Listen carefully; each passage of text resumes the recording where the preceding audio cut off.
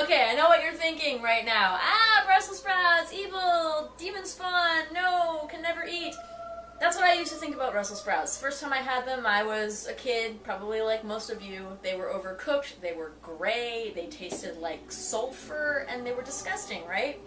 But no, Brussels sprouts are actually very delicious if prepared properly. So I'm going to prepare them in a way that will make you go, ooh, yummy Brussels sprouts, and not, ah, I hate my life. So let's get started. First thing you want to do is to prep your Brussels sprouts by cutting them just in half lengthwise.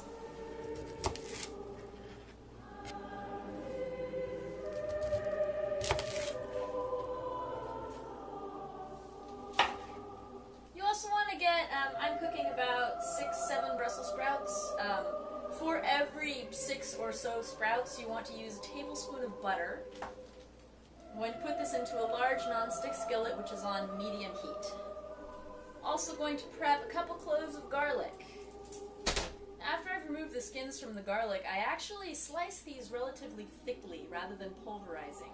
And the reason why we do that is because we don't want the garlic to burn at all. We want it to very slowly release its wonderful garlicky goodness into the butter.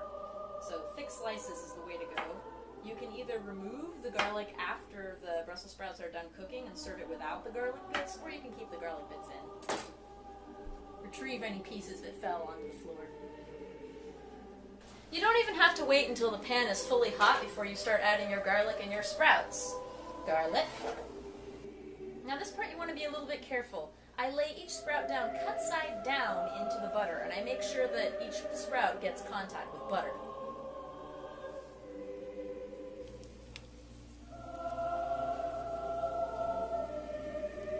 At this point you're going to salt them. And I also like to add a little red pepper flake, like I like to add to just about everything. White pepper or black pepper is also acceptable. Then you cover it with a lid and let it cook for about 5 minutes, and then you check on it. It's been 5 minutes. I'm going to check on them to see where they're at. That beautiful bright green color. Ah, the fork is just going in, but there's still a little bit of a give. It feels like they need another minute. Bottoms are getting nice and browned. So I'm going to give these sprouts another minute or two. Need to be really careful not to overcook them, because that is the #1 mistake people make with Brussels sprouts and with all vegetables in general, in my opinion.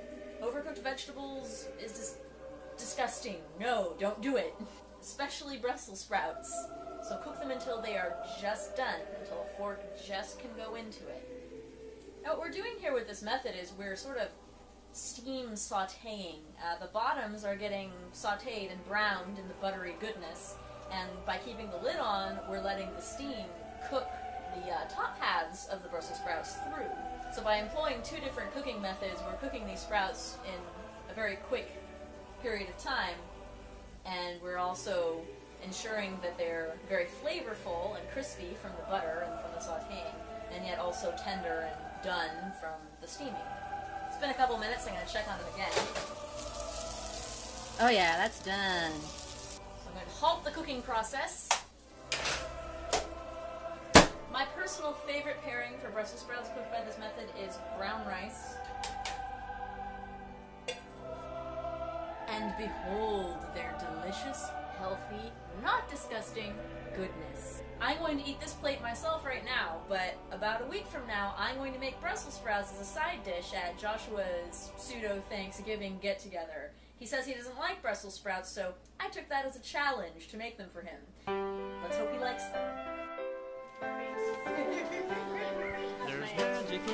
Joshua, Open. well, I mean, compared to the other one. You know, when people love and care. Honest reaction. Excitement is one that You can say it sucks if you want to. No. I think you've converted it. Yay! Brussels sprouts can be good if done right. Yay!